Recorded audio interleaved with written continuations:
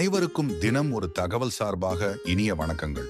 போகி திருநாள் என்றாலே வீட்டில் உள்ள பழைய குப்பைகளை எரிப்பது மட்டும்தான் என்று நாம் நினைத்துக் கொள்கிறோம். ஆனால் உண்மையில் போகி என்பது நம்முடைய வாழ்க்கையை, மனதை, எண்ணங்களை சுத்தம் செய்யும் ஒரு ஆன்மீக திருநாள். மார்கழி மாதத்தின் கடைசி நாளில் கொண்டாடப்படும் இந்த போகி பழையன கழிதலும் புதியன புகுதலும் என்ற உயர்ந்த தத்துவத்தை உணர்த்துகிறது.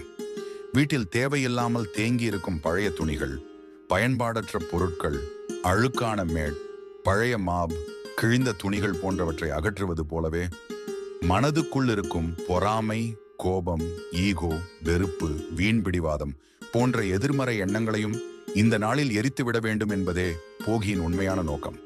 சூரிய பகவான் தன் பயணத்தை வடக்கு தொடங்கும் மகர சங்கிராந்திக்கு முன்பாக வரும் இந்த நாளில் மழை மற்றும் செழிப்பின் கடவுளான இந்திரனை வழிபட்டு விவசாயம் செழிக்கவும் குடும்பம் வளமுடன் இருக்கவும் வேண்டிக் கொள்வது மரபாகும்.